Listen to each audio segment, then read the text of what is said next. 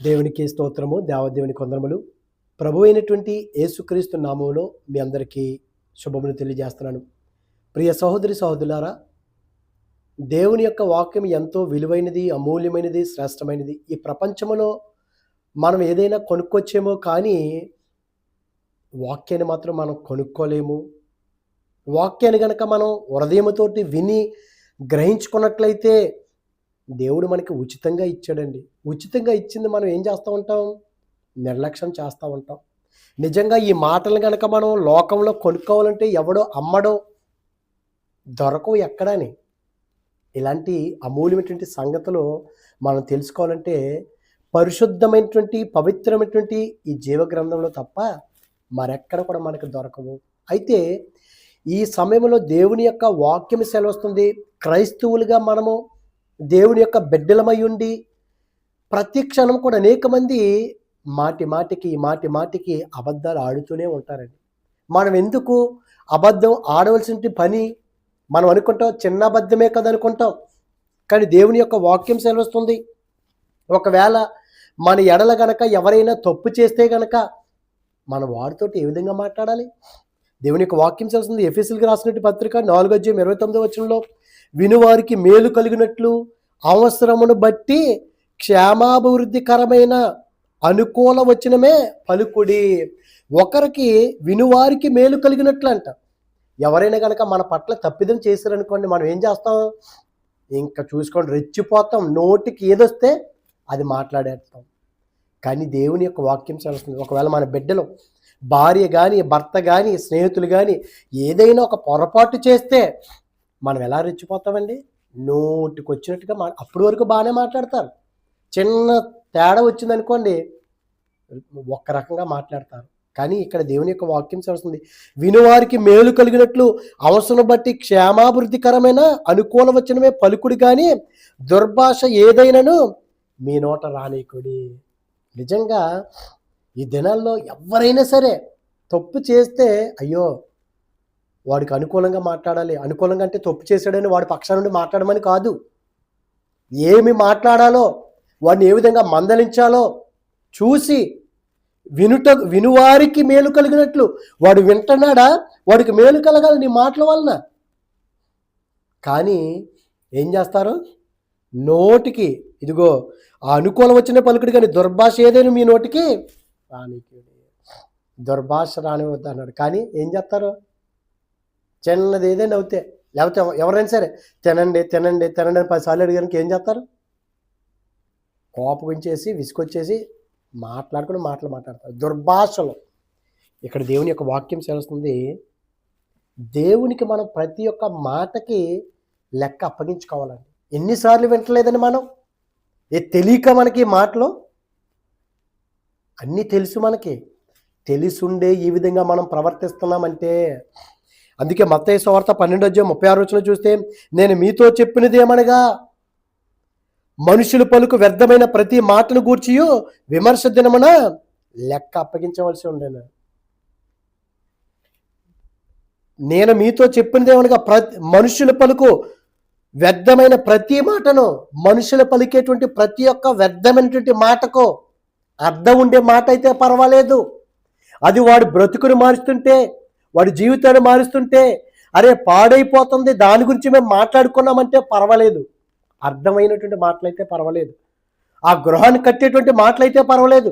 దేవుని యొక్క వాక్యము అయ్యుంటే పర్వాలేదు. నిజంగానే వ్యర్థమైనటువంటి మాటలు కనుక పలికితే ఇదిగో ప్రతి మాటను గూర్చి విమర్శ దినమున లెక్క అప్పగించాలి. ప్రియ సహోదరి సహోదరా, నువ్వు ఒకరికి అవసరమయ్యే మాటలు మాట్లాడుతున్నావా? వ్యర్థమైన మాటలు నువ్వు మాట్లాడుతున్నావా? పలుకుతున్నావా? ఒకసారి పరీక్షించుకో. లెక్క అప్పగించుకోవాలండి. చిన్న మాటే కదా, పర్వాలేదులే అని అనుకుంటున్నామేమో. అందుకే దేవుని యొక్క వాక్యం తెలుస్తుంది, అబద్ధం ఆడకూడదు. మనము అబద్ధం ఆడితే ఏం చేస్తాడంటే ఇక్కడ దేవుని యొక్క వాక్యం సెలవుస్తుంది. ప్రకటన గ్రంథము 2:8 అబద్ధికులందరూ కూడా, అరే చిన్న అబద్ధమే కదా, కాదండి. క్రైస్తవులు నీళ్లు తాగినట్లుగా ఎక్కడికి వెళ్ళావమ్మా? అవసరం ఉన్నా లేకపోయినా సరే అడిగేటివి ఏదో పెడుతుంది. ఇంకా సమయం లేదు, సందర్భం లేదు, నోటికొచ్చినట్టు మాట్లాడటం. ఎక్కడ మాటలు మళ్ళీ? దేవుని యొక్క జీవము గల దేవుని సంఘములోనే ఆ మాటలు, అబద్ధాలు, ఆ మాటలు మాట్లాడొచ్చండి. అందుకే అన్నాడు ప్రకటన గ్రంథం 21:8, అబద్ధికులందరూ అగ్ని గంధకములతో మండు గొండములో పాలు పొందుదురు. ఇది రెండవ మరణము. ఇది రెండవ మరణం అండి. ఇంకా క్రీస్తుకి మనం అసలు దేవుని ఇష్టాన్ని తెలుసుకోవటం ఇంకెలా తెలుసుకుంటామండి? ఇన్ని అబద్ధాలు ఆడి దేవునికి ఇష్టంగా మనం ఎలాగుంటాము? దేవుని దృష్టిలో మనం ఎలాగో ఇష్టలుగా ఉంటాము. దేవుని ఇష్టాన్ని నువ్వు ఎలా తెలుసుకుంటావు? నువ్వు దేవుని దృష్టిలో ఎలా ఇష్టడుగా ఉంటావు? నువ్వు అబద్ధం, నోటుకొస్తే అబద్ధం, అన్నీ అబద్ధాలే. అదేవిధంగా మనం అనేక సార్లు విన్నాం కదండి. ఆది కాండంలోనే యోసేపు గారిని ఏం చేశారు? ఆది కాండంలోనే యోసేపు గారిని కొట్టేసి ఆయన్ని అమ్మివేసిన తర్వాత అన్నదమ్ములందరూ కూడా ఏం చేశారు? యాకోబు గారికి, తన తండ్రి అయినటువంటి యాకోబు గారికి ఏం చెప్పారండి? అంటే అబద్ధం, అబద్ధం, అబద్ధం అండి. మనం ఎప్పుడు కూడా నోటికి వచ్చినటువంటి మాటలు మనం మాట్లాడకూడదని దేవుని యొక్క వాక్యం సెలవిస్తుంది. ఇదిగోండి, ఇక్కడ అతని మాటలను బట్టి అతను మరింత పగబట్టిరు. ఎవరు? యోసేపు గారి మాటలను బట్టి. అంటే వ్యర్థమైన మాటలా, అబద్ధాలా? అతను కలిగినటువంటి దర్శనాన్ని బట్టి మాట్లాడారు. వాళ్ళు ఏమని ఇచ్చారు? తండ్రి యొద్దకు వచ్చి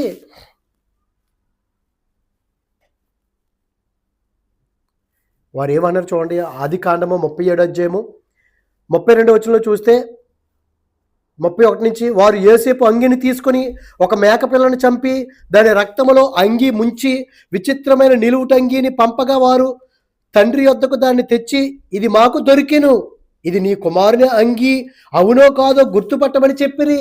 ఏమండి, యాకోబు గారు యోసేపు గారికి ఒక అంగీని ఇచ్చాడు. చక్కటి అంగి, నిలువుట అంగిని ఇచ్చాడు. అది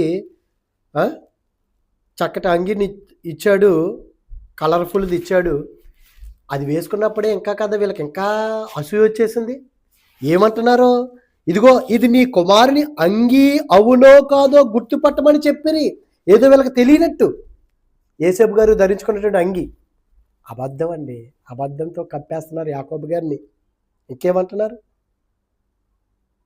అతడు గుర్తుపట్టి ఆ అంగి నా కుమారునిదే అన్నప్పుడు, ఇదిగో దుష్టమార్గం వాడిని తినివేసును, యోసేపు నిశ్చయంగా చీల్చబడినను.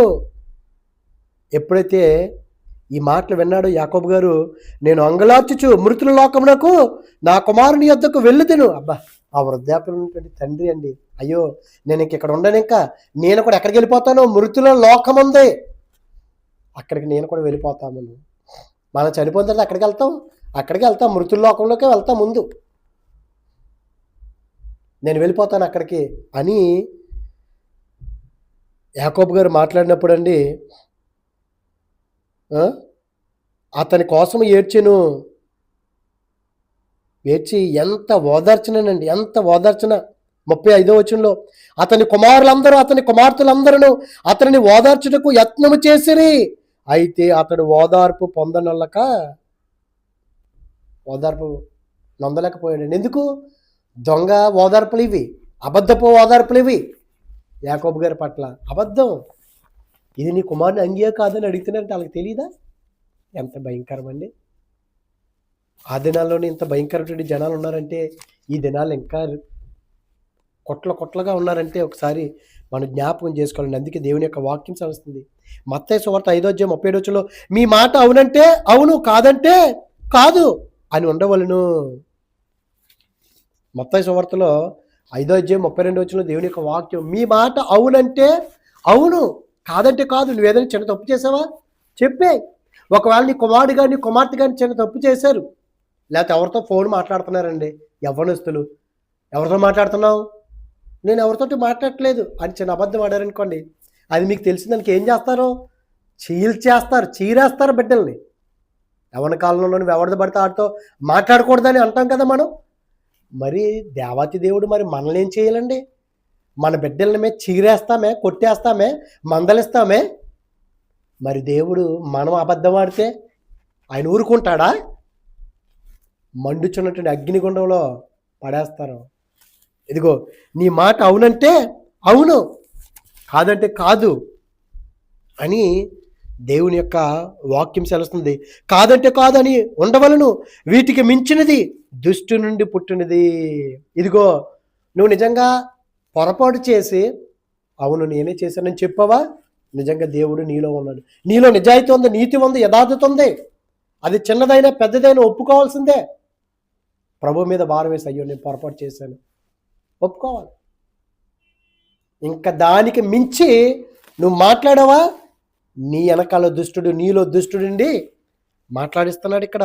ఇదిగో వీటికి మించినది దుష్టు నుండి పుట్టినది.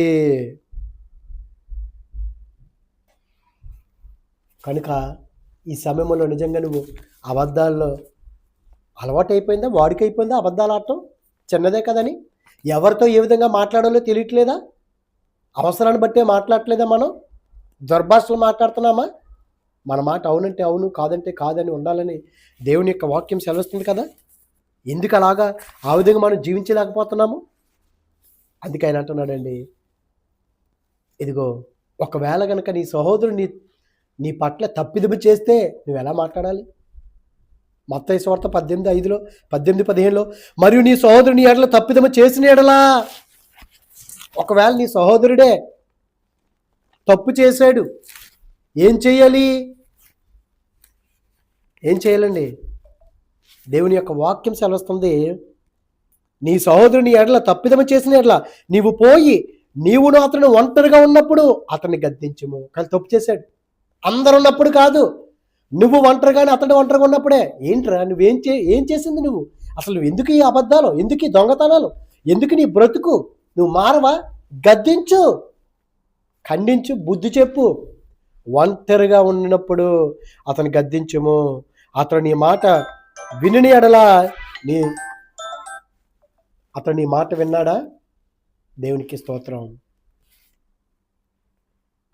దేవుని యొక్క వాక్యం నీ మాట వినుండేట్లా నీ సహోదరుని సంపాదించుకుంటువి.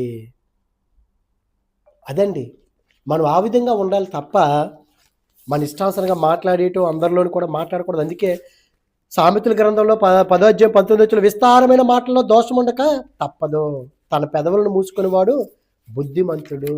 అందుకే మనం విస్తారంగా మనం మాట్లాడకూడదు. మాట్లాడితే వ్యర్థమంటే మాటలు వస్తాయి, ఏం మాట్లాడాలో మనకు తెలియదు. కనుక దేవుని యొక్క వాక్యం సెలవుస్తుంది, అబద్ధం ఆడకుండా మనం దేవునికి దగ్గరగా ఉండి యథార్థంగా మనం జీవించినట్లయితే దేవుడు అబద్ధం చిన్నదే కదని ఆడినట్లయితే అగ్ని గుండంలో పడిపోతాం. అట్టి విధంగా కాకుండా యథార్థంగా జీవించే వారికి ఉందాం. అటువంటి కృప దేవుడు మనందరికీ అనుగ్రహించును గాక. ఆమేన్. పరిశుద్ధుడా, ప్రేమగల తండ్రి, మహిమగల దేవునికి స్తోత్రాలు ప్రభా. ఇదిగో దేవా, మా నోటికి కుట్టివంటి మాటలు కానీ వ్యర్థవంటి మాటలు కానీ రాకుండా ప్రభా మేము యథార్థంగా మేము జీవించడానికి మాకు సాయం దయచేసి నీ కృపలో భద్రపరచమని క్రీస్తు నామములో అడిగినాం పరమ తండ్రి. Amen. Amen. God bless you all.